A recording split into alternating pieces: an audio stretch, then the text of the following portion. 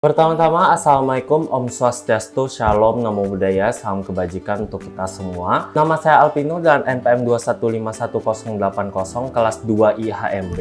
Pada kesempatan kali ini saya ingin menunaikan tugas UTS saya dengan mata kuliah Hukum Administrasi Negara dengan dosen pengampu Ibu Selvi Rusdiana SHMH yang terhormat. Baiklah, akan langsung saya mulai.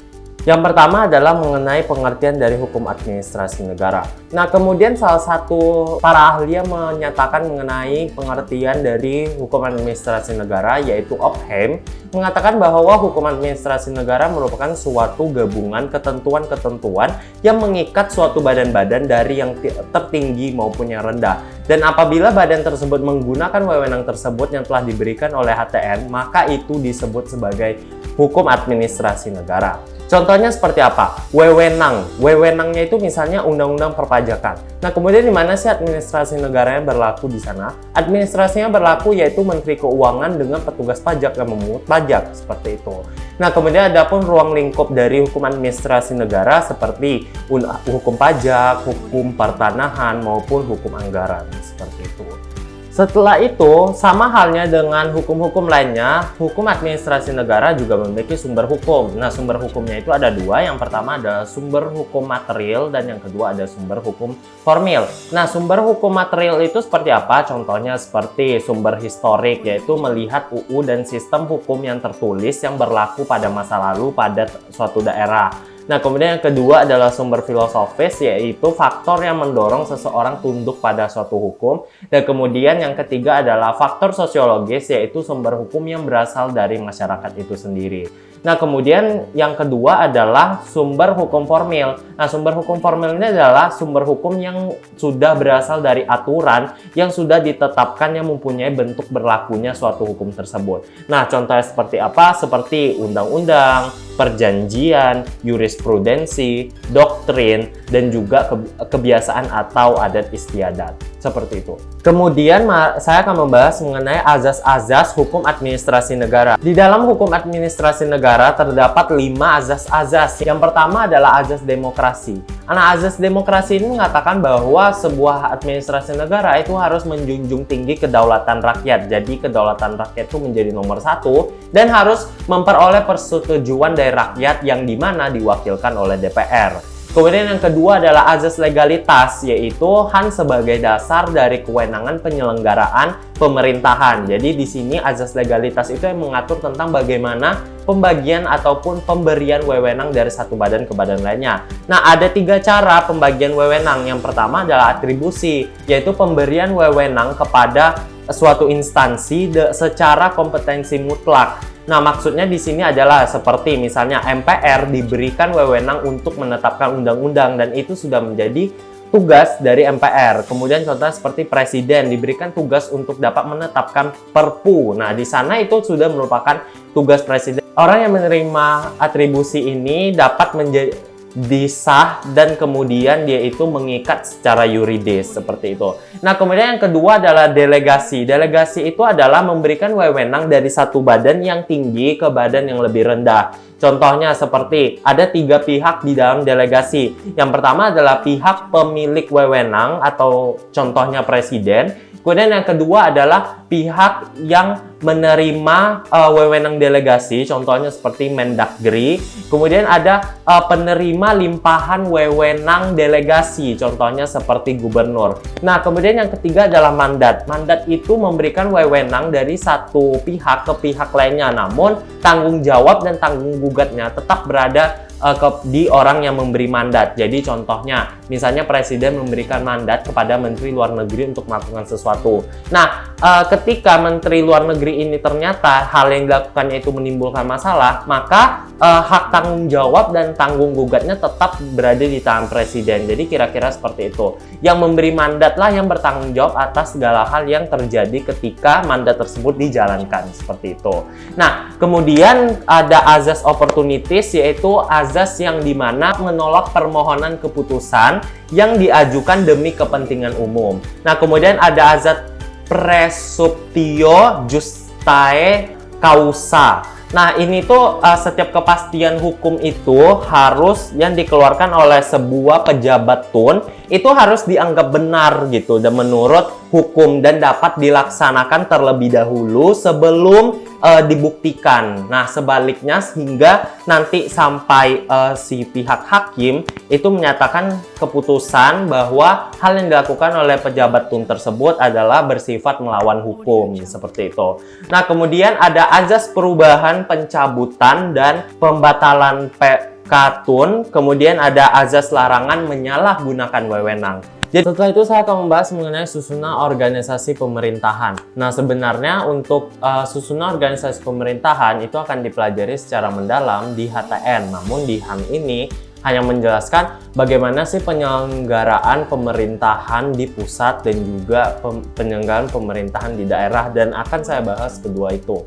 Baiklah, penyelenggaraan pemerintahan di pusat itu ada 3. Yang pertama adalah lembaga kepresidenan, yang dimana presiden ini dibantu oleh wakil presiden. Kemudian yang kedua adalah menteri dan departemen. Nah, menteri dan departemen ini, menteri itu diangkat dan diberhentikan oleh presiden.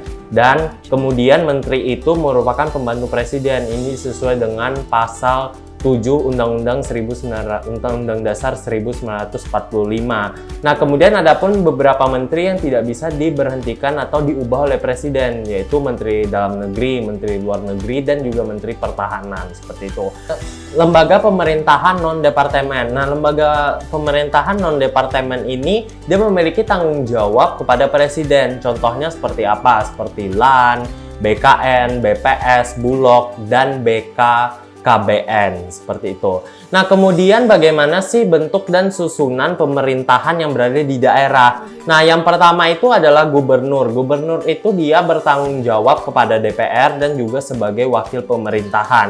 Nah, gubernur itu sendiri dia itu berada di bawah presiden dan dia itu bekerja bertanggung jawab kepada presiden. Kemudian ada pun bupati sebagai kepala daerah dan ada juga wali kota sebagai kepala daerah bagian kota, seperti itu. Kemudian yang kedua adalah organisasi perangkat daerah. Dia ini memiliki tanggung jawab kepada kepala daerah. Nah, kemudian organisasi perangkat daerah ini merupakan bentuk pembantu kepala daerah. Contohnya seperti apa? Seperti sekretaris daerah, sekretariat DPRD, kemudian ada juga dinas daerah, dan juga ada lembaga teknis daerah yang berada di kecamatan dan kelurahan. Dan organisasi perangkat daerah ini mereka itu bertanggung jawab kepada kepala daerahnya, seperti itu. Nah, kemudian yang ketiga ada penyidik pegawai negeri sipil atau PPNS yang berada di daerah. Nah, PPNS daerah ini adalah pejabat PNS tertentu yang berada di lingkungan pemerintahan daerah yang diberikan wewenang khusus oleh UU untuk melakukan penyidikan atas pelanggaran peraturan pemerintahan, seperti itu. Nah, kemudian ada pun Satuan Polisi Pamong Praja, yang dimana ini adalah bagian dari perangkat daerah yang fungsinya itu dalam menegakkan peraturan daerah dan juga untuk menciptakan ketertiban umum yang bisa dibentuk di bagian daerah provinsi, kecamatan, maupun kabupaten, seperti itu. Baiklah, setelah itu saya akan membahas mengenai perbuatan pemerintah ataupun tindakan pemerintah. Nah, perbuatan pemerintah ini dapat dibagi menjadi 2 golongan. Yang pertama adalah golongan perbuatan hukum, yang kedua adalah golongan yang bukan perbuatan hukum. Perbedaan di antara kedua golongan ini dilihat dari apakah terdapat akibat hukum yang ditimbulkan dari perbuatan pemerintah tersebut. Nah, kemudian perbuatan pemerintah yang termaksud ke dalam perbuatan hukum yaitu ada 2. Menurut hukum sipil, contohnya seperti menyewa ruangan, jual beli, dan juga perjanjian kerja. Kemudian yang kedua adalah menurut hukum publik, yang dimana ini tuh bersifat individual yang dilakukan oleh pemerintah dalam rangka untuk menjalankan urusan pemerintahan dengan maksud menimbulkan akibat hukum. Nah, kemudian kita lihat nih unsur-unsur hukum tindakan pemerintah tersebut. Ada 4 unsur. Yang pertama adalah tindakan hukum publik, yang kedua bersifat sepihak, yang ketiga konkret, dan yang keempat adalah individual. Tindakan hukum yang demikian bisa kita sebut sebagai backchecking atau keputusan ataupun ketetapan. Nah, kemudian dari adanya hal tersebut, maka kita harus mengetahui apa saja sih unsur-unsur suatu tindakan pemerintah dapat dikatakan melawan hukum. Ada 5 unsur. Yang pertama harus ada perbuatan, yang kedua harus melawan hukum, yang ketiga adanya kerugian, dan keempat adanya sebab akibat, dan yang kelima adanya kesalahan. Dan itu dialah unsur dalam suatu tindakan pemerintah dapat dikatakan perbuatan melawan hukum. Setelah itu yang terakhir adalah mengenai instrumen pemerintahan. Instrumen pemerintahan merupakan alat atau sarana yang digunakan pemerintah dalam rangka menjalankan pemerintahan. Instrumen pemerintahan dibagi menjadi dua. Yang pertama adalah instrumen fisik, yaitu contohnya seperti alat tulis, alat komunikasi, alat transportasi, gedung kantor, dan sebagainya. Nah, kemudian ada instrumen yuridis yang terbagi menjadi tiga. Yang pertama adalah peraturan perundang-undangan, yaitu seluruh peraturan yang terkait dengan undang-undang maupun yang di bawahnya yang merupakan atribusi ataupun delegasi undang-undang. Kemudian yang kedua adalah peraturan kebijakan, yaitu memungkinkan suatu administrasi negara untuk dapat bekerja ataupun melaksanakan urusan pemerintahan untuk tidak terlalu terikat pada undang-undang. Namun yang harus diingat adalah tetap tidak boleh melawan undang-undang.